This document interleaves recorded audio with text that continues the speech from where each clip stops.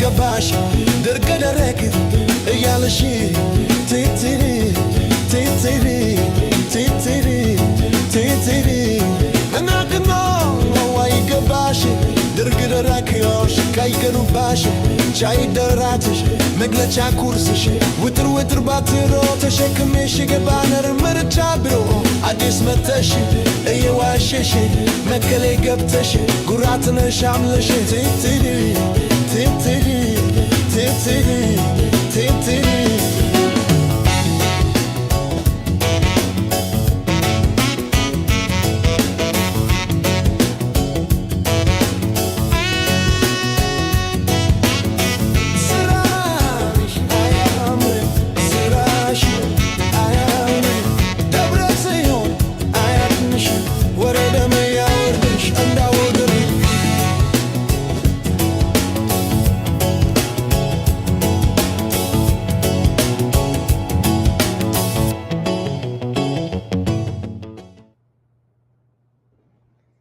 Here you go. ዛሬ በአየር ኃይል መጥተናል። ስንፈልግ በባህር ኃይል፣ ስንፈልግ በአየር ኃይል፣ ስንፈልግ በምድር ኃይል፣ ስንፈልግ በፈለግነው እንመታለን። ከልካይ የለን እኛ። እንዴት አደራችሁ? እንዴት ዋላችሁ? እንዴት ሰነበታችሁ? እንዴት ፊልም አክተር ነው ያልኩህ? ኢየሱስ ምን አልኩህ? ነጋዴ ነው አልኩ? ኢንቨስተር ነው አልኩ? ወታደር ነው አልኩ? ኧረ ለአንተ ብቻ ወቀው የኢየሱስ ጌትነት ረባክ ወይዬ ወቡቱ ንገረኛ አስተምረኛ አንተ ያወቅ ሰው አያውቅም ብለህ እንዳትቀምጥ። አንተ ካወቅ ሌላ ሁሉ ያውቃል። ቅንቅራ እዚህ ደግሞ እንዳትወጣ አርፈህ ተቀመጥ። በቃ ዝም ብለህ ቁጭ በል እንዳትባረር ከዚህ በኋላ።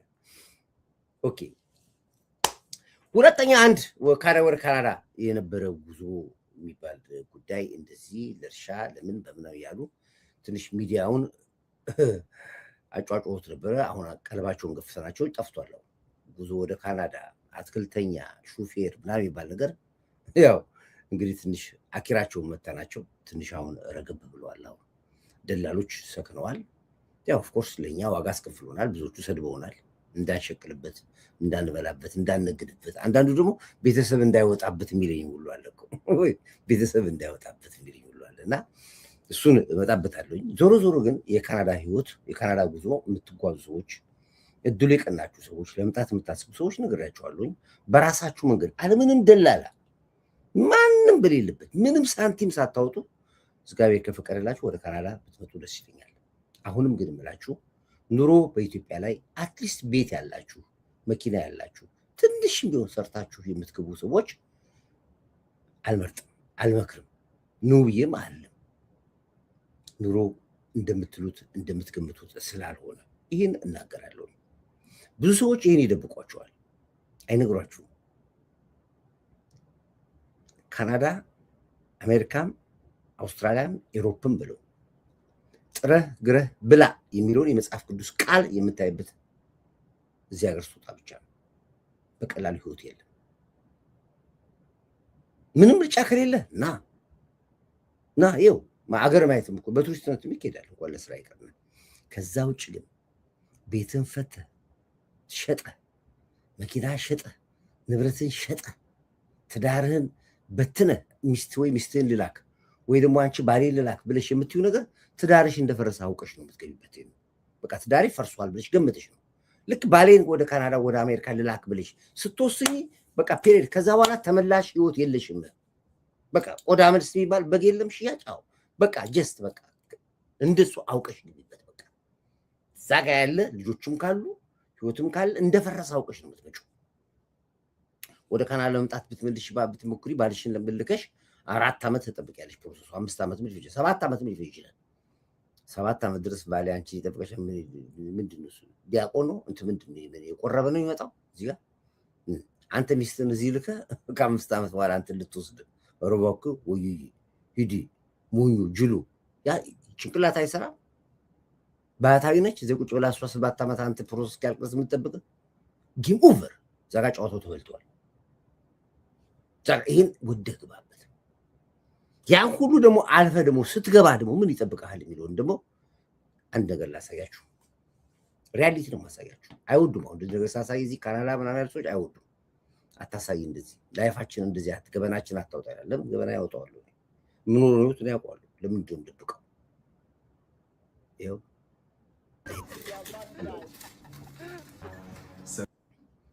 ይሄ የምታዩት ሰውዬ የካናዳ ሪያሊቲ በቃ ትክክለኛ የካናዳ ህይወት ይሄ ነው። በቃ ትክክለኛ የካናዳ ህይወት ይሄ ሰውዬ ይታያችኋል። አሁን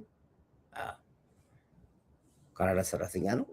ደሞዙን አግኝቷል። አሁን ደሞዙን ባጀት እየመደበ ነው። የሚያገኘውን ደሞዝ ባጀት እየመደበ ነው ያለው። ምን እንደሚያደርግ ማለት ነው። ይሄ ሃይ ፔድ ነው። ትልቅ ገንዘብ የሚያገኝ ሰው ነው። አንዳንዶቻችሁ ውጭን ገንዘብ $100 ሲላክላችሁ $200 ሲላክላችሁ የሚትልቁ አላችሁ። ከምን ላይ እንደሚላክላችሁ እዚህ ጋር አውቁ። መጀመሪያ ይሄ አሁን ሃይ ፔድ ተከፋይ ነው። ደሞዙን እየመደበ ነው እያሳያችሁ ነው። ያገኘውን ደሞዙን እያሳያችሁ ነው። ጻፉ። እስክሪብቶ ወረቀት። ሶስተኛው ዓለም ዳዊት ያመጣው ሰውዬ ሃይማኖት ሳይሆን አበጣጫ ስላለ ነው። ቀድሞ ያሳወቀ ነው። ወረቀት ጻፉ። እስኪ ጻፉላችሁ። በዚህ ደምሩ። አሁን ይሄ ደሞዙን አግኝቶ መጥቷል። ወደ 4,000 ምናምን ደሞዝ የሚያገኘው ይሄ ደግሞ 4,000 ምናምን ደሞዝ ትልቅ ገንዘብ ነው። የተጣራ ኔት ይዞ ገባ ነው ገብቶ ቤቱ። ትልቅ ብር ነው። 4,000 ምናምን ኔት የሚያገኝ ሰው የለም። በአብዛኛው 2,800 3,000 እንደዚህ ነው የምታገኙት። እንደምሩ እናዳምጠው እሱና እንደምሩ። እሺ ይትቀጥል። አንተ Canadian dream 1,300 rent 1,300 ብር የቤት ኪራይ ይከፍላል። ደምሩ በደንብ 1,300 ብር የቤት ኪራይ ነው። ያውም ጥሩ አከራይ ስላለው ወይ ደግሞ ጥሩ እድለኛ ሆኖ ጥሩ ቤት ወይ ዋን ቤድሩም ይሆናል የተከራዩ ቤት ዞሮ 1,300 ብር ይከፍላል። እድለኛ ነው። በአብዛኞቻችን የቤት ኪራያችን 2,500 3,000 ይከፍላል። 1,800 ሚኒመም ነው። ኦኬ በ1,300 ብር አስበንለታል። 1,300 ብር የቤት ኪራይ። እሺ ቀጥል። 1,200 car finance and insurance 1,200 ፋይናንስ ኢንሹራንስ፣ ያው የምትበደራቸው አሉ፣ የባንኮች አሉ፣ ኢንሹራንስ የመኪና ኢንሹራንስ አለ። አንዳንድ የምትከፍላቸው 1,200 ብር ይከፍላል ማለት ነው። ስንት ሆነ? 1,300 እና 1,200 2,500 ወጪ ነው ነው ያሳያችሁ። እሺ 2,500 እስካሁን ድረስ አውጥቷል። 750 groceries እንግዲህ በወር 750 ብር ለግሮሰሪ ያወጣል። ያውም ወንድ ላጤ ነው ማለት ነው እንጂ አንድ ጋሪ ይዘህ ሄዳ አሁን 300 200 ብር የምታወጣው 750 ለግሮሰሪ ያወጣል። እሺ ቀጥል። 800 child support እንግዲህ ከሚስቱ ጋር ዲቮርስ አድርጓል ማለት ነው። ልጆቹን ስታሳድገው ሚስቱ ነች። ለእሷ ለቻይልድ ሰፖርት ይባላል። ለልጁ ትከፍላለህ፣ ግድ ነው። ልጇን ለምታሳድገው እናትየዋ 500 800 ብር ይከፍላል ማለት ነው። እሺ ሰጠሽ። 250 hydro or electricity and water bill 250 ኤሌክትሪክ ውሃ ምናምን 250 እንደውም ጥሩ ነው። ብዙ አይከፍልም ይሄ እንጂ መብራት ብቻ ነው በአብዛኛዎቹ 300 280 የሚከፍሉት መብራት ብቻ። ምክንያቱም ትላንት አስተምራቸዋል ሂተር ይጠቀማለን። አሁን በሰዓት ላይ እያንዳንዱ ቤት ካለ ሂተር መቀመጥ አትችልም። ስለዚህ ብዙ ኤሌክትሪክ ይበላባል። ይሄ ደግሞ አልፎ ደግሞ ሰመር ደግሞ ሲመጣ ደግሞ ኤሲ የሚባል ደግሞ ትከፍታለህ። ስለዚህ በየጊዜው የመብራት ኮስት ሀይ ነው የሚሆነው። ለዚህ ነው አብይ አንድ ጊዜ ተናገራቸዋል። የኢትዮጵያ ውስጥ ተቀምጣችሁ የመብራት እከፍላለሁ ብላችሁ አትብሉ ብሎ ያለው ነው። እንግዲህ አስብ አሁን ኦልሞስት 300 ብር ኤሌክትሪክ ማለት በኢትዮጵያ ስንት ነው? ምታው ወደ 30,000 40,000 ብር የመብራት ነው የምትከፍለው። 30,000 ብር ማለት 40,000 ብር ማለት መብራት የምትከፍለው ሃይድሮ ነው ያለ። ሙሉ አሰማቸዋለሁ። ቀጥልሽ። 200 home bill 200 ሆም ቢል ማለት እንግዲህ ቤት ውስጥና የስልክ አለ ኢንተርኔት ፉል ፓኬጅ ምናምን ይባሉ ስልኮች አሉ። እስከ 200 ብር ትከፍላለህ ማለት ነው። እሺ ስንት ቀረው? and now it's left with $35 and coins $5 ከምናምን ሳንቲም ተርፎታል እጁ ላይ።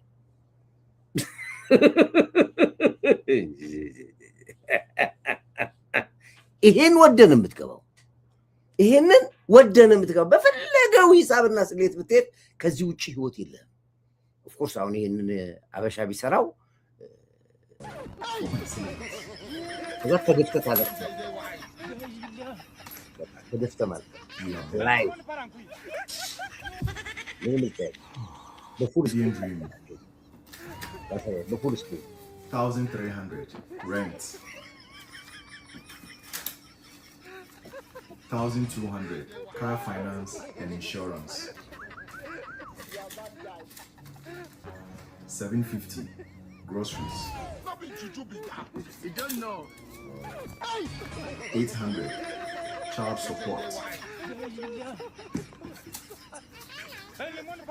250 hydro or electricity and water bill. 200 phone bill. And now it's left with $35 and coins for my savings.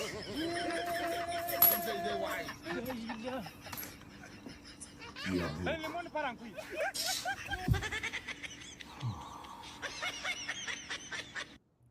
አዎ ብዙ ጊዜ እንደዚህ አይነት ፕሮግራም ስትሰራ እዚህ ሀገር ላሉ በተለይ ሁማን ትራፊክ ደላሎች ካናዳ ተጓዝ ከአውስትራሊያ አሜሪካ ካለ የሚሉ ሰዎች ጋር ትጣላለህ። በጣም ብዙ በኮመንት ይሰድቡናል፣ በቮይስ ይሰድቡናል፣ በኮመንት ይሰድቡናል።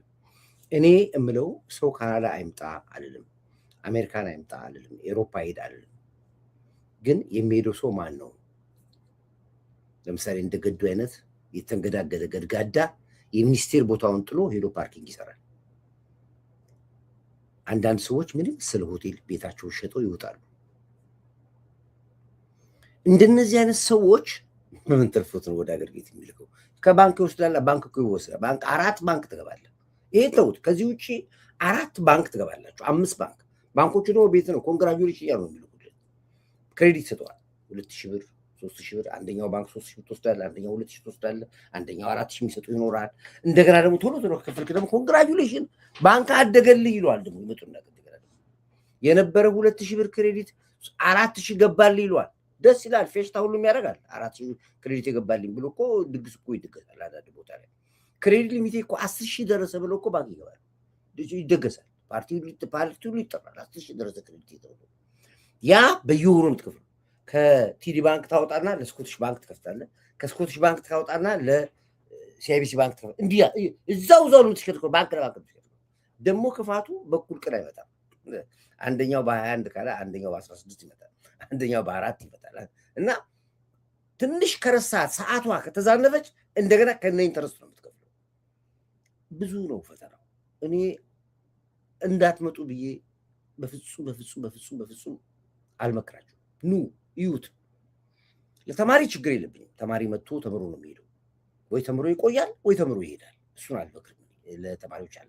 ሌላው ግን ኑሮህንና ጎጆህን ጥልህ የምትመጣ ሰው ይሄ ነገር እንደሚጠብቅህ አዌር ሆነህ ና ነው የምልህ። ተዘጋጅተህ ና ነው የምልህ። በስመ ደላላ ና ብሎ ስላለ አይደለም። እነዚህ ይሄ አሁን ሚኒመሙ በቃ ይሄ አሁን ትልቅ ገንዘብ የሚያገኝ ልጅ ነው። 4000 ብር ደሞዝ የሚያገኝ ሰው በጣም ትልቅ ደሞዝ የሚያገኝ ሰው። ስለዚህ ነው ካናዳ ስትመጣ 3 ስራ ጎበዝ የሆነ ሰው 2 ስራ ሰርተህ ነው የምትኖረው። በአንድ ስራ አትኖርም። ይሄ ነው። ኦኬ። ይሄን በዚህ በቃ በተለይ እንግዲህ ከፋሚሊ ጋር ኮንክ ያለው ነገር ዝም ብላችሁ መገመት ትችላላችሁ። እንደዚህ ነው። ይሄን በዚህ በኩል ለምንድን ነው ሁለቱን ነገሮች አፍ ማሟሻ አላደርጋቸው ብዬ ነው ያቀረብኳቸው። እንግዲህ የሻቢያዎቹ ጉዳይ ልመጣ ነው። እንግዲህ ሌሊቱን ሲቀጠቀጡ አደሩ ነው። እንዴት ተቀጠቀጡ የሚለው እመጣበታለሁ። እንግዲህ በዛላምበሳም በኩል እንቅስቃሴ ያደርጋሉ ብሎ ሞክሮ ነበር። ሻቢያ እንዳልነበረ ሆኖ እዛው ተቀጥቅጧል ያለው። በቡሬ ግንባር እና በተለያዩ ቦታዎች ላይ እንዳመጣጡ ተቀጥቅጧል ያለው። ከመሃል ኦፕሬሽኑ ተጀምሯል። መሀል ከተማ ውስጥ አዲስ አበባ የሚሆን ናዝሬት የሚሆን ደብረ ዘይት የሚሆን ድሬዳዋ የሚሆን ጎንደር፣ ጎጃም ተቀጥቅጧል። አሁን ኦፕሬሽን እየተሰራ ነው ያለው። ከያሉበት ቦታ እንዲለቀሙ በተለይ የመንግስት ተቋም ሴክተር ውስጥ ያሉት በሙሉ በዓይነ ቁራኛ ተይዘዋል። ያሉት እነማን እንደሆኑ በተለይ መንግስትና ህዝብ ሊያጣሉ የሚሞክሩ የሻቢያ ተወላጆችና በተለያየ ተቋም በባንክም ይሁን በመብራት ኃይልም ይሁን በውሃ ልማትም ይሁን በክፍለ ከተማም ይሁን በመሬት አስተዳደርም ይሁን በገቢዎችም በማንኛውም ቦታ ላይ ያሉት ላይ ከፍተኛ ትኩረት ሰጥቶ እየተለቀሙ ይገኛል። ክብርት ከንቲባ አዳነች አቤቤ ባለፈው ውስጣችን እናጸዳለን ባለች መሰረት ከፍተኛ ኦፕሬሽን አለ። ሰሞኑን የምትሰሙ ከሆነ በየቦታው ሪፎርም ነው ያለው፣ ነቀላ ነው ያለው፣ ነቀላ ያለው። ይሄ ደግሞ የታገልበት ነው፣ መነቀል አለባቸው ብለናል። ስለዚህ ይነቀላሉ፣ ገና ይቀረናል። እናንተም የህብረተሰቡ ድጋፍ ይጠይቃል። አሁንም ህብረተሰቡ መደገፍ አለባችሁ። እሱ ላይ ይመጣበታል፣ ወደ ውስጡ መጣበታል። ወደ ውጩ ሊጀምር፣ መጀመሪያ ከውጩ ሊጀምር። እንግዲህ ኬት ሊጀምር መሰላችሁ? እየሞከርኩ ነው የሚለውን ሻቢያዎች ደግሞ ታይቼ በሳቅ ሞትኩ። ሻቢያዎች እየሞከርኩ እኮ እነማን እንደሆኑ ብታስበት። ቆይ ይሄ ከዚህኛው ልጅ መጀመሪያ ልጆች አብሮኝ የተማሩ አብሮኝ ያደጉ ምንድን ነው የሚለው? ምንድን ነው ያልከው? እኔም ኤርትራዊ ነኝ እየሞከርኩ ነው። እኔም ኤርትራዊ ነኝ ግን እየሞከርኩ ነው ይለኛል።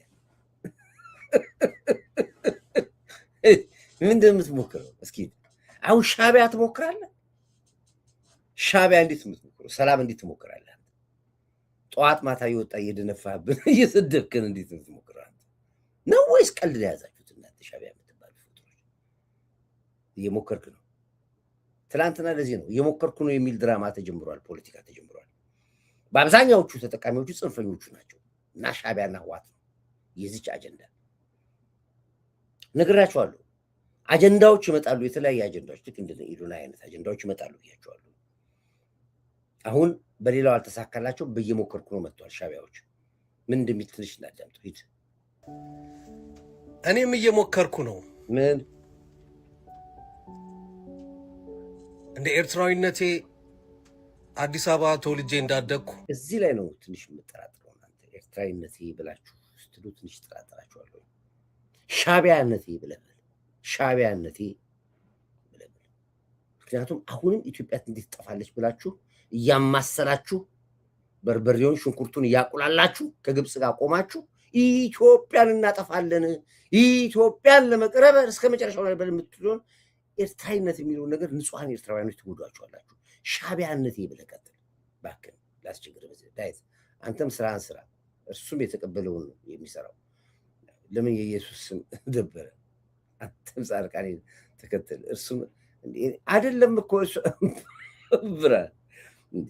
እኔ የኢየሱስ ልጅ ነኝ እኮ። አንተ ነህ እንዴ ኢየሱስ ለኔ የምትሰጠኝ? ማን ብርሃኔ እንዴ? ጻድቃኔ እኮ የነገርኩህ እኮ ምልክት ነገርኩ እንጂ ከጻድቃኔ በላይ ያለው ትልቁ ኢየሱስ ቤተክርስቲያን ነው። ሂድና ጠይቅ ነው የምልህ። ኢየሱስን አንተ ለኔ ልታስተምረኝ አትችልም ነው የምልህ እኮ። አታስተምረኝም አንተ ለኔ በምንም ታምር። አንተ ካወቅክ ራሱ ነው ይድለኛ ነኝ። አንተ ኢየሱስን ካወቅክ ነው ይድለኛ ነኝ። እኔማ ከድሮም አውቀዋለሁ። መች አልኩህ? እኔ ኢየሱስ ፊልም አክተር ነው አላልኩህ? ደላላ ነው አላልኩህ? ወታደር ነው። እንዴት አንተ ለኔ ኢየሱስ ታስተምረኛለህ? እኔ እኮ ቤቱን አውቀዋለሁ ነው እኮ የምለው ያሉት እኮ ቤቱን። እንዴ ምን የምታወራልኝ ያለው ብርሃን? አልገባህም። በቃ ሳይገባህ ነው የምትከታተለኝ ማለት ነው። አዳምጥ፣ መጀመሪያ 2 ጊዜ አዳምጥ እሺ። ኢየሱስ ጌታ ነው። አዎ ጌታ ነው፣ በደንብ አድርጎ። እንዴ ምን የምታወራ ያለው? አታስተምረኝ ለኔ ነው የምልህ። አንተ ራሱ ከተማርክ ነው ተጠቃሚ ነኝ። ለቢዝነስ አተያዘው እንጂ ለእምነት ከያዝከው ኢየሱስ ጌታ ነው። ለቢዝነስ ስትይዙት ነው የሚጦዝባችሁ። ለስራ ስትይዙት ነው የሚጦዝባችሁ።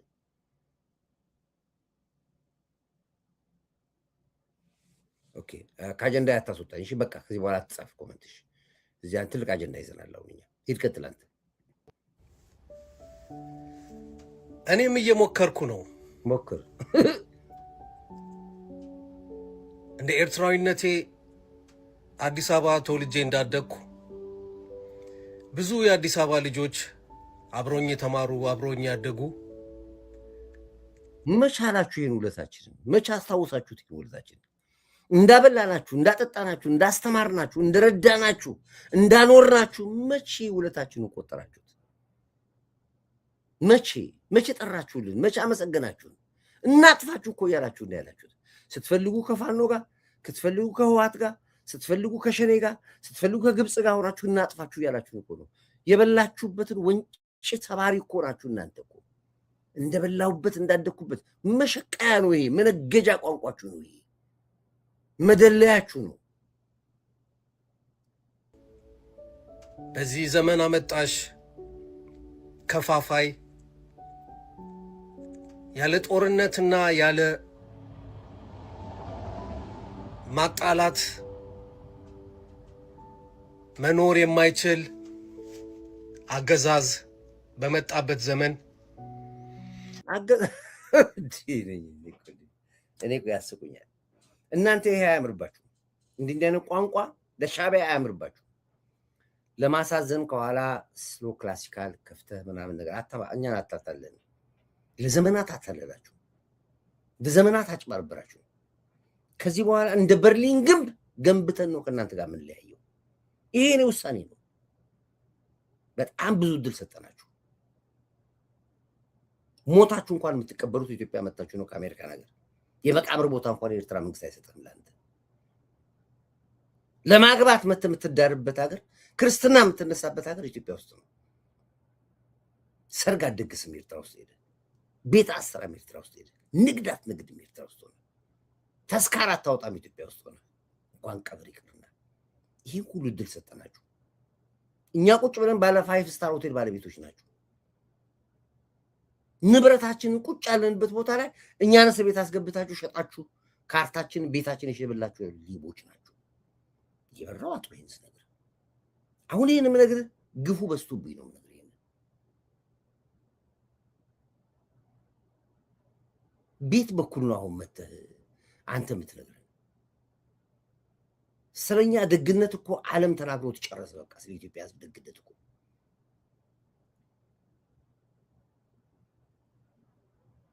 እንደፈለጋችሁ የረገጣችሁ የተጨፈራችሁበት አገር ላይ ቁጭ ብለህ ለሐጭን እያዝረከረክ ዝም ነው ያለ እኮ። ተውት። እንደውም ይሄን ለቀው ይሄ ተራ ስለሆነ ወደ ሌላ ወደ መርዛፋችሁ ልምጣላችሁ። እናንተ በዚህ በልኩ ምናምን አትበሉ። ዝም ብላችሁ የማታውቁት ታሪክ ጋላና ከሰል ጋቢና አይገባም ይላሉ። ያ ልጅ እዛ ጋር የምታዩት ልጅ ነው። እነዚህ ናቸው ጋላና ከሰል ያለ ነው የሚሰድብህ። እዛ ጋር አይተዋል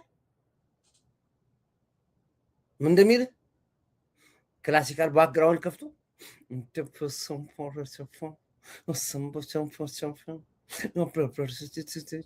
ያደኩበት የበላሁበት የተቀመጥኩበት ምን ያልኩበት ይላል። በሌላ ፊልም ላይ የሚጫወቱት፣ በዚህኛው ደግሞ ዋና ፊታቸው ይሄ ነው። ዋና ስትገልጻቸው እንደዚህ ነው የምገልጻቸው። ጋላና ከሰል ጋቢና አይገባም ይላሉ የአዲስ አበባ ልጆች። እኛ ከአማራ ህዝብ ነን፣ ከአማራ ቆራጥ ህዝብ ነን፣ ከትግራይ ህዝብ ነን፣ ከደቡብ ህዝብ ነን፣ ከሁሉ ኢትዮጵያ ህዝብ ነን፣ ከሶማሌ ህዝብ ነን። ከጋላ ግን አይደለንም። ከጋላ አይደለንም። እወቁት። ጋላ ጋላ ነው፣ አለቀ። ወይም ደግሞ ንገሩን፣ ስተት እያደረገ እንዳለ አብይ አህመድ ንገሩት። ስተት እያረክ ነው አብይ አህመድ፣ ከኤርትራ ህዝብ እያጣላህን ነው፣ ትክክል አይደለም ድርጊትህ ብላችሁ ተናገሩ። አብይ አህመድ ጎበዝ ብርጌድ። እንግዲህ ይህንን ያልክ አዲስ አበባ ሙስን ድሬዳዋ የትም ቦታ ተቀመጥ ስትያዝ ለምን ብለህ አትልም? እችን ቃል ነች የምታወጣልህ። በኤርትራዊነቴ ታሰርኩኝ በምናምን ምን አልኩኝ ብለህ ብትል ማን ይሰማሃል? አሁን አንተ ውጭ ሀገር ነው ያለው። እዛ ያለው ኤርትራ ህዝብ አላሰብክለትም። አሁን የሚበላው የሚጠጣው የሚኖረው አላሰብክለትም። አንተ አሁን እሳት ነው ግን የሚያታረድበት ያለው። እኔም ደግሞ የመረጥኩ ማሰማው ደግሞ ለምን መሰለ? እርምጃው መቀጠል ስላለበት ነው። ደግሞ ህዝብ እንዲያውቀው ነው። የኦሮሞ ህዝብ ጋላ ብለህ ቦታም ሸተተ ብለህ የምትለው ህዝብ እንዲሰማና ጨከን እንዲል ነው ደግሞ የማሰማለሁ። እናንተ አውሩት እንጂ እኔ ያሰማላችኋለሁ ብያችኋለሁ። አየው፣ ይሄ ነው ጨዋታው። ለብዙ ዓመት ተጫወታችሁ ጨዋታ በኢትዮጵያ ላይ። አሁን አትችሉም።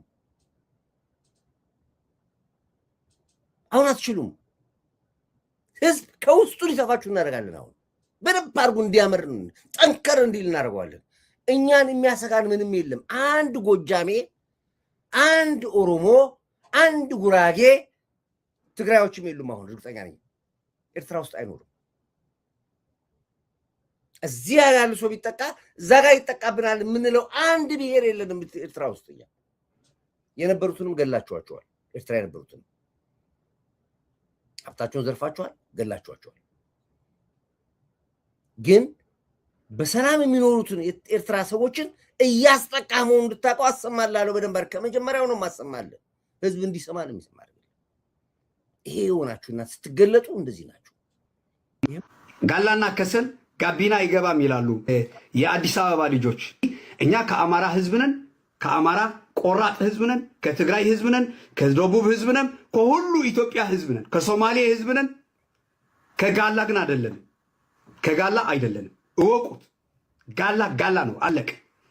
ወይም ደግሞ ንገሩን፣ ስተት እያደረገ እንዳለ አብይ አህመድ ንገሩት። ስተት እያረክ ነው አብይ አህመድ፣ ከኤርትራ ህዝብ እያጣላህን ነው፣ ትክክል አይደለም ድርጊትህ ብላችሁ ተናገሩ። አብይ አህመድ ጎበዝ ብርጌና ሐመዱ ምናምን አትበሉ። ዝም ብላችሁ የማታውቁት ታሪክ አትግቡ። የማታውቁት ታሪክ ገብታችሁ እኛን እኔ የሚገርሙኝ እነዚህ ሰዎች እኮ አብደዋል። ገብርኤል አብደዋል። የማታውቁት ታሪክ አትግቡ። አንተ አይደለን እንደ ፋኖ ውስጥ ሸኔ ውስጥ ምኑ ስትፈተፍት የምትኖሩ አንተ አይደል? እንደኛ ማን ገባን? መች ገባን እኛ? እንዴ ገብተህ እኮ የምትፈተፍተው አንተ ነህ። እንዴ በዳይፐር የሚሄደውን መሪህን የ95 ዓመት ሽማግሌ ሀገር እየመራ ካለ ፓርላማ፣ ካለ ካቢኔ፣ ካለ ውይይት የቁም እስረኛ አርጎ የገዛህን መሪ ትተህ ያንገስት ሊደር በአፍሪካ የመጀመሪያው ዓለም ያጨበጨበለትን መሪ አፍን ከፍተህ ትሳደባለህ። የእናንተ ሲሆን ጽድቅ ነው፣ እኛ ሲሆን እንሰደባለን። ያ ጊዜ ቀራው። ያሁን በሚገባ ቋንቋ ልክና ልካችን የምነጋገርበት ዘመን ላይ ነው ያለነው። ለዘመናት እንዴት እንደኖራችሁና ማን እንደነበራችሁ ራሳችሁን ገልጠን ልናሳያችሁ ነው። አሁን ጦርነቱ እኮ አወጃችሁ። ትናንት ባትቀጠቀጡ ኖሮ እኮ በስንት ሰዓት ነው? በሰዓታት ውስጥ እኮ ጨርሰናል ኢትዮጵያን ጦርነት ብላችሁ።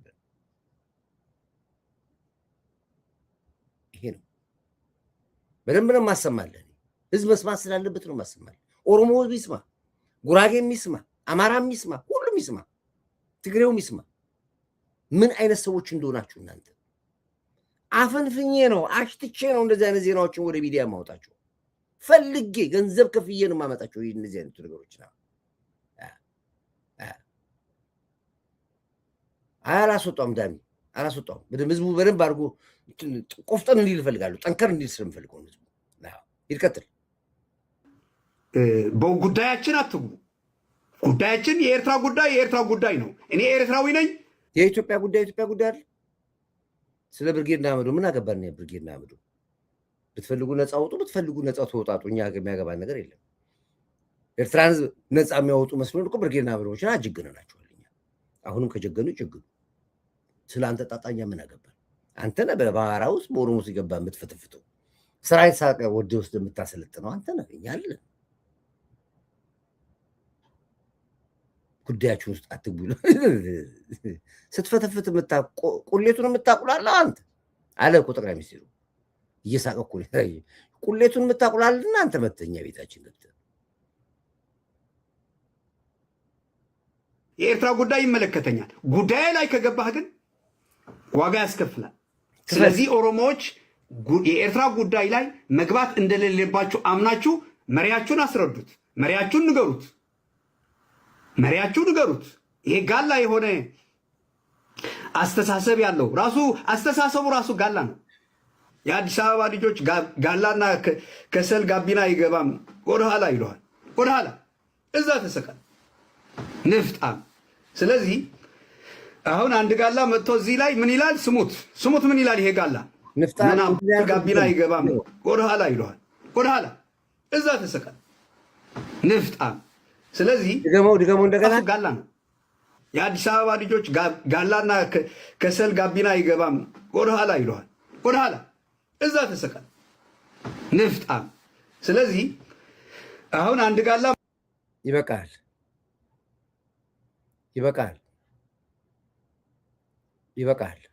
እቺ ትበቃለች። ህዝቡን ለመቀስቀስ ለእኔ በቂ ነው። ህዝቡን ለማነሳሳት እቺ አልካት በቂ ነች ለኔ።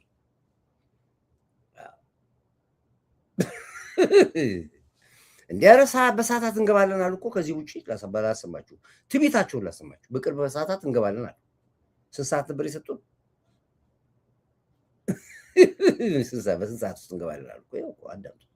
እኛ ፈልጌ እኮ ነው የማመጣው፣ ፈላልጌ ነው የማመጣው። ብር ሁሉ መድባለሁ እንደዚህ አይነት ወሬዎች እንዲመጣልኝ ባጀት መድባለሁ።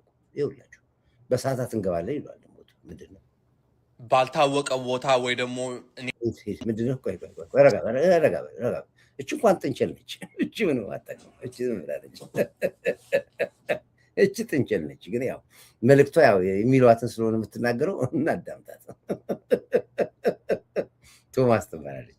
ወደ ፖለቲካ ያስገባሁት እኔ ነኝ። ወደ ትግል ያስገባሁት እኔ ነኝ። ጥንቸል ነገር ነች። ልክ እንደዚህ እንደኛ ዘውዱ ሾው ታውቁታላችኋል? ዘውዱ ሾው እኮ ኢንተርኔት እንኳን መክፈት እኮ አይችልም። ላፕቶፕ ገዝተንለት እንደዚህ አርግ ብለን ያወጣ ነው እኛ ነን። ዛሬ ዘውዱ ሾው አማራውን ካላስጨፍጨፍኩ ብሎ እንደ ልቡ ጠዋት ማታ ይቃፉ። ሚስቱ እኮ የደብረ ዘይት የኦሮሚያ ሚዲያ እኮ ጋዜጠኛ ነች። እሱ እህቱ የዘውዱ እህት፣ እሷ እዛ መንግስት ካሰራለች፣ እሱ እዚህ ይሸክላል በአማራው። እንደዛ ማለት ነው። ይሄ ደግሞ ወይ እኛውን የምናወጣቸው እኛው ላይ ነው አፋቸው የሚከፍቱት። ይቀጥል አንተ ይቀጥል። ምን የሚለው በሰዓታት ውስጥ ነው የምንገባው አለ። ደግሞ ሄድ መቼ ነው የምንገቡት? ሰበር መረጃ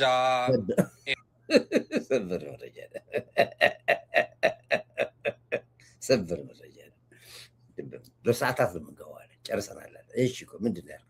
ከሰበር ጀምር። ሂድ ሰበር መረጃ ኤርትራ ራሷን ልትከላከል የብልጽግና ኃይልን ልትመታ ነው። ይሄ መረጃ የሚያሳየን ነገር የኤርትራ ወታደሮች ባልታወቀ ቦታ ወይ ደግሞ እኔ ሪቪል ላደረገው ወይ ልገልጠው ያልፈለኩ ቦታ በቅርቡ በሚቀጥሉት 72 ሰዓታት ከባድ ጥቃት ለምን ለመጥቀስ ያልፈለኩት ቦታ አለ። ዛላንበሳ ነው። ተጨፈጨፈ ትላንት ሊተወቀጡ ለወሬ ነገር የለም። ታንኳ አልቀረ፣ ከባድ መሳሪያ አልቀረ። የኤርትራ ጦር ገብቶ አለቀ በኢትዮጵያ ድንበር ላይ። ሰዓት ለምን ጠቅሳለህ? ቦታውን መጥቀስ ለምን ትፈራለህ? እኔ አልነግርህም። እኔ ምን እሰራለሁ እዚህ? እሱን እኮ ነው የማጣራው። ተወቀጠ።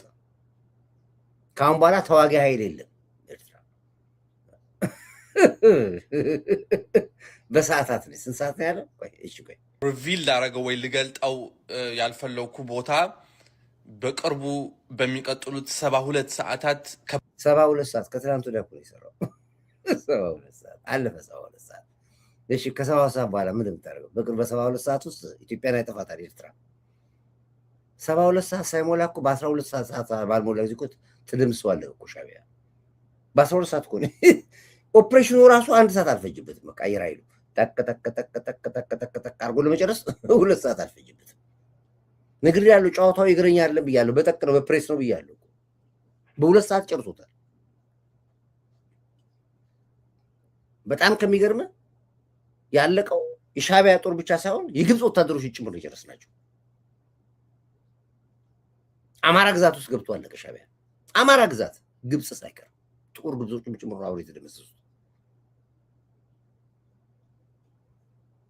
ማሳየት ካለብህ ቪዲዮውን ለቀዋለን። 72 ሰዓት ያህል ቅንቅና ይልቀጥ ቶሎ ጨርስ። ያልፈለኩ ቦታ በቅርቡ በሚቀጥሉት 72 ሰዓታት ከባድ ጥቃት ታረጋለች። ወያኔ ዝግጁ ነው ጥቃቱን ሊቀላቀል። የአማራ ህዝብ ዝግጁ ነው ትግሉን ሊቀላቀል። ስለዚህ የስሙን ልጠራው ማልፈልግ የኢትዮጵያ ጠቅላይ ሚኒስተር ተብሎ የሚታወቅ ቀናቱ ጥቂት ናቸው ማለት ነው። የቀሩት ቀናት ወንበሩ ላይ ጥቂት ናቸው። ስለዚህ አብይ አህመድ ሚስትህንና ልጆችህን ይዘህ ብትወጣ ነው የሚችል። በዚህ አጋጣሚ ላይ ጠቅላይ ሚኒስትር ዶክተር አብይ አህመድን ለቀጣይ 100 ዓመት ስልጣን ላይ ጠብቁት። 99 አላደርግም በፈለገ ነገር 100 ዓመት ጠብቁ።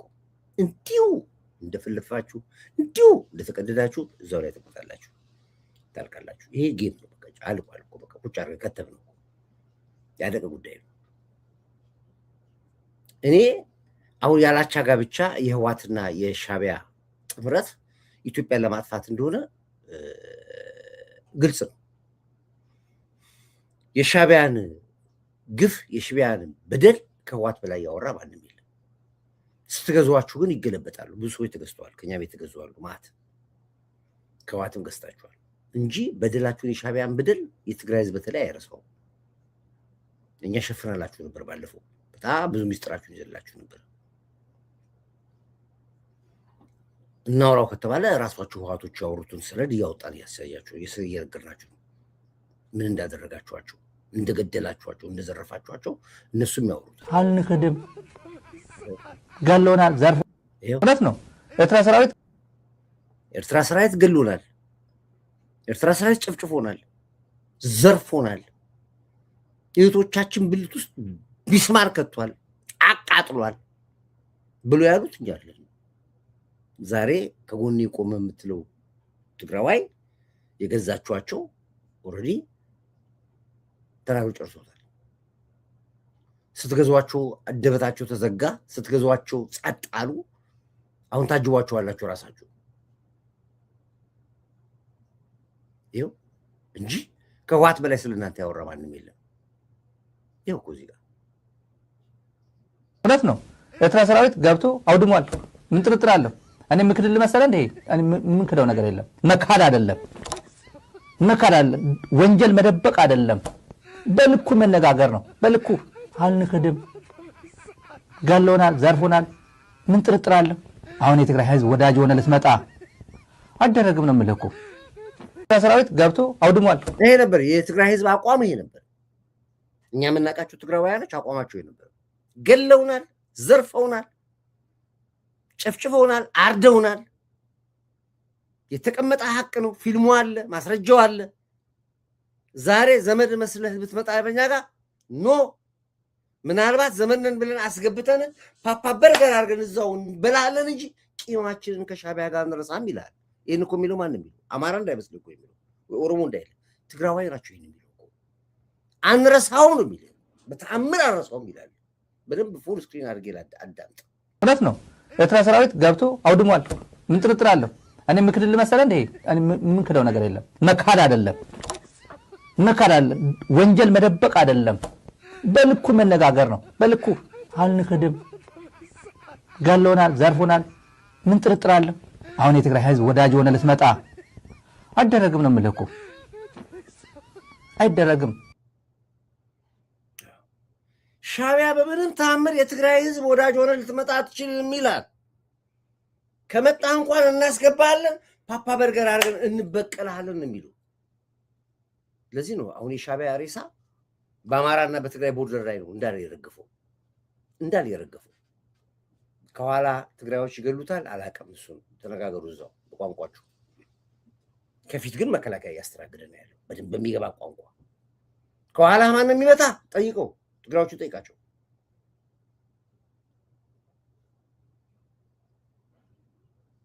ይህን ምንም የምናገር ሀቅ ነው፣ መሬት ያለ ሀቅ ነው።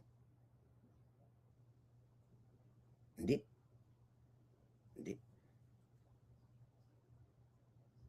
ሻዕቢያ በተፈጥሯችሁ የምትጠሩት ህዝብ ቢኖር አማራ ህዝብ ነው። ግልጽ ነው። መሪያችሁ ኢሳያስ አፈወርቅ ኤርትራ ውስጥ ከነ አያቶቹ መኖር አቅቶት መጥቶ የተማረው ያደገው የበላው የጠጣው አማራ ግዛት ነው፣ ወሎ ነው። ኢሳያስ አፈወርቅ የሚናገረውን አማርኛ ቅኔ አስተማሪ አይናገርም። በተአምር ግን አማርኛ ማውራት አይፈልግም። ስለሚጠየፈው ስለሚጠራው አማራውን አያቱም ይሁን አባቱ የተቀበሩት እኮ ጎንደር ነው፣ ጎጃም ነው የተቀበሩት።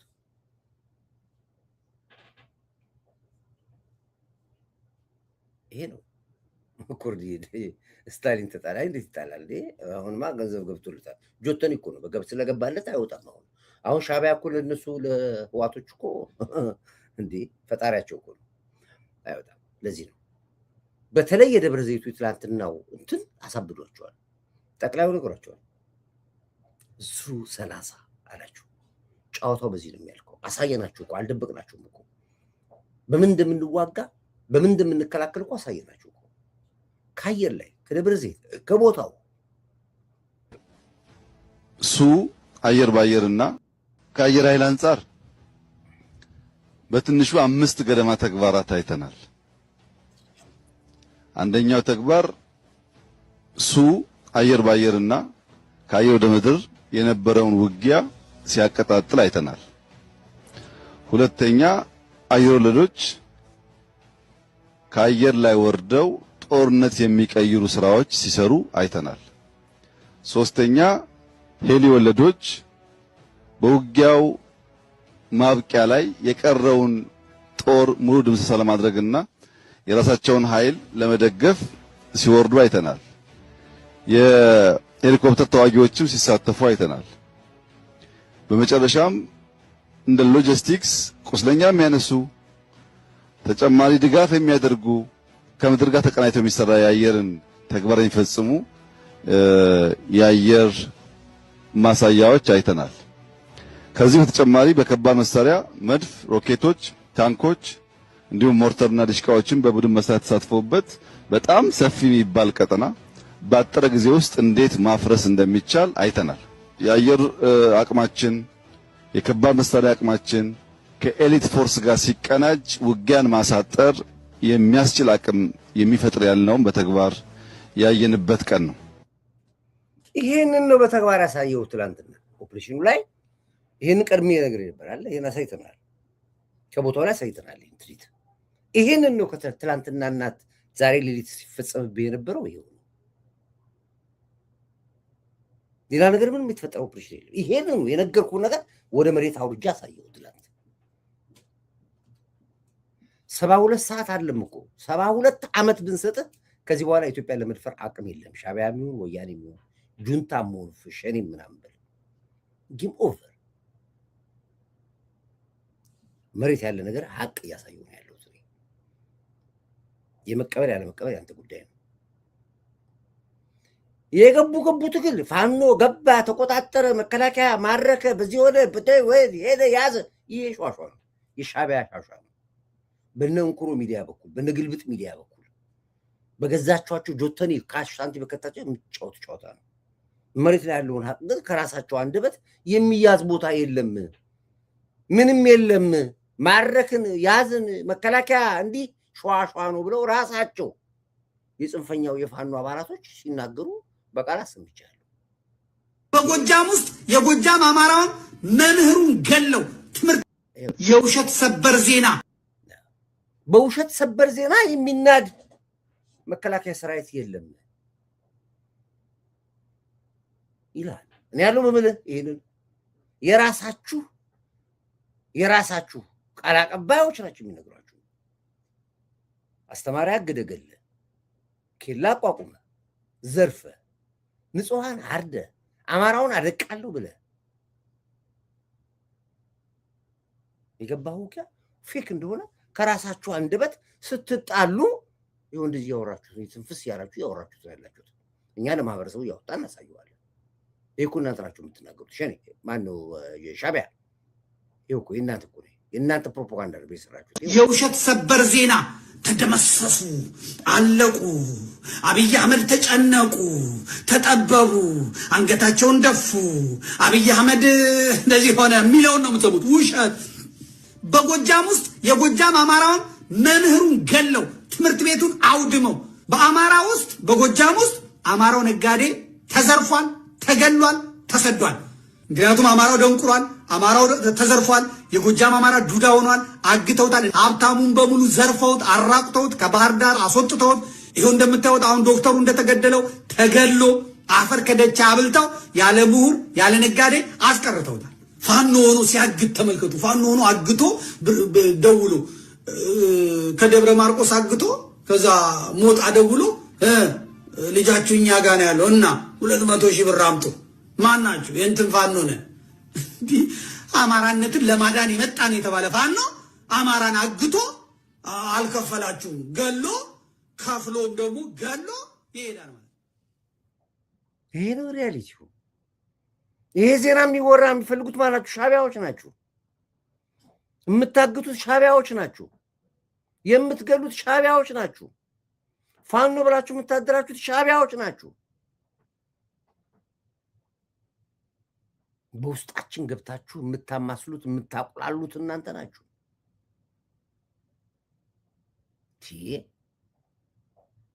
የት የምትመጡብን? የትን ፖለቲካ ነው የምትመክሩልኛ? የምን ፖለቲካ ነው የምትነግሩልኛ? ንገሩን እስኪ።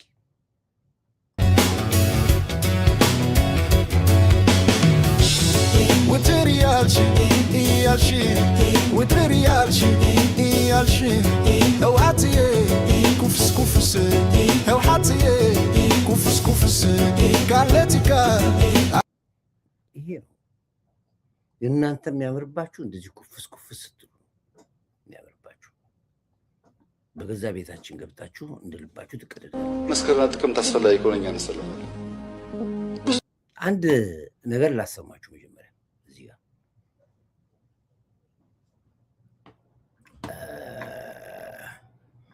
መዝገበ ቃላት አሉ።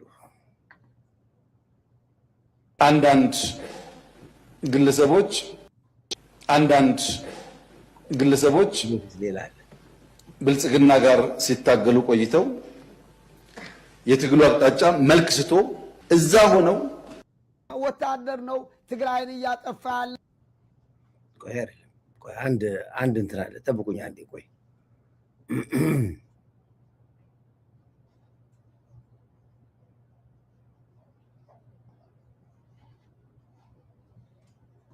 ይሄ ነው እንዴ?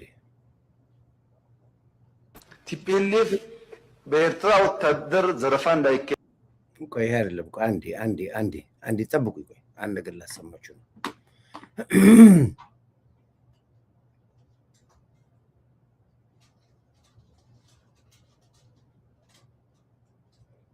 አንድ እንትን አለ።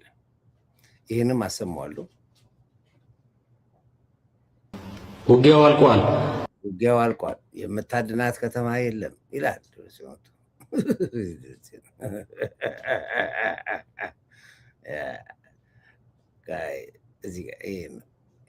ይሄ ነው። አንዳንድ ግለሰቦች ብልጽግና ጋር ሲታገሉ ቆይተው ይሄ አይደለም። ቆይ አንድ በጣም የምፈልገው ነገር አለ። ስለ ሻዕቢያ ነው የምፈልገው።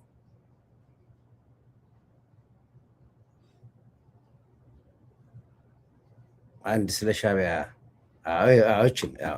የኤርትራ መንግስት የኢትዮጵያ መንግስት የውስጥ ጉዳዩን የኤርትራ መንግስት የኢትዮጵያ መንግስት የውስጥ ጉዳዩን መፍታት ሳይችል ቀርቶ የቀይ ባህር ጉዳይ ያነሳል ብሎ ይከሳል። ይሄ በጣም ኢምፖርታንት ነው፣ የምታዳምጡት ነው። እኛ የውስጥ ጉዳያችን መፍታት አቅቶን አለ ኢሳያስ አፈወርቂ። የውስጥ ጉዳያችን መፍታት አቅቶን የአሰብ ጉዳይ ያነሱ ያሉ ይከሱናል አለ። የሚፈተፍቱት እነሱ፣ የሚያቁላሉት እነሱ፣ ቁሌቱን የሚሰሩት እነሱ፣ ድስቱን የሚጥሉት እነሱ። ፓርላማ የላቸው፣ ካቢኔ የላቸው፣ መሪ የላቸው። የተጠናከረ እድር እንኳን ከ100 ሰው በላይ ከሆንክ አትችልም። አስመራ ውስጥ ክልክል ነው። መጨረሻው ትልቁ ነው 100። በግሩፕ እንኳን 3 ሆኖ መሄድ አትችልም። ከተማ ውስጥ ቢራ እንኳን ከሁለት በላይ መጣ አትችልም። በህይወት ያለች ፕሪዝን ከተማ ትባላለች አስመራ ማለት። አሁን እኛ በምናውቀው ምጽዋን ተውት፣ አሰብ ምናምን ተውት። በዚህ ደረጃ ላይ ያለች ሀገር ነች። እኛን ነው የሚከሱን እነሱና አብቹ ለዚህ የሰጠው መልስ በጣም ደስ ስላለኝ እሱን እንታዳምጡት ነው። እሺ፣ የኤርትራ መንግስት የኢትዮጵያ መንግስት የውስጥ ጉዳዩን መፍታት ሳይችል ቀርቶ የቀይ ባህር ጉዳይ ያነሳል ብሎ ይከሳል። የውስጥ ጉዳያችን ላይ ሽንኩርት ከታፊው፣ በርበሬ አቅራቢው፣ አማሳዩ ተቀምጦ ሳለ ቁሌቱን የሚያቁላሉት፣ ሽንኩርት የሚከትፉት፣ የሚያማስሉት፣ የሚያደራጁት፣ የሚያስታጥቁት ቁጭ ብለው እያለ እኛ ነው ይክርክር። አንድ ቀን የኤርትራ አክቲቪስትና ፖለቲከኛ ስለ ኤርትራ ሲያወሩ ሳንታችሁ ታውቃላችሁ? አንድ ቀን ማንም የኤርትራ ፖለቲከኛ የሚሆን አክቲቪስት ወሬ በሙሉ ኢትዮጵያ ነው። ኢቭን በትግርኛ አያወሩም፣ በራሳቸው ቋንቋ በአማርኛ ነው የሚያወሩት። ልባቸው እዚህ ነው ያለው። የሚያቁላሉ እነሱ ናቸው ብሎ ይከሳሉ። የውስጥ ጉዳያችን ላይ ሽንኩርት ከታፊው፣ በርበሬ አቅራቢው፣ አማሳዩ ተቀምጦ ሳለ ውስጥና ውጭ የሚለው ጉዳይ እንዴት ይሆናል? መብቃት ነው መፍትሄው። አሁን ለዚህ ምክር ቤት ማረጋገጥ የምፈልገው ኢትዮጵያን መጉዳት የሚፈልጉ ኃይሎች አሉ። ገንዘብ ፋይናንስ ያደርጋሉ። እመኑኝ ግን ኢትዮጵያን አይችሏትም። አልፈናል ከሱ።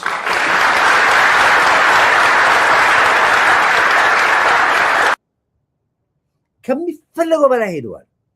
ከሚፈለገው በላይ ባጀት መድበዋል። ከሚፈለገው በላይ አስታጥቀዋል። ከሚፈለገው መሳሪያ አስገብተዋል። በራሳቸው ሚስቱ ከግብጽ የሚያምጡ ግን በመጡበት ልክ ተሸኝተዋል። በሚዲያ በማናወራው ደረጃ በሚገባቸው ቋንቋ ተስተናግደዋል። በሚገባቸው ቋንቋ የትላንትና ሌሊት ኦፕሬሽን ብቻ በቂያቸው ነበር። መማር ቢችሉ የትላንትናው ማታ ኦፕሬሽን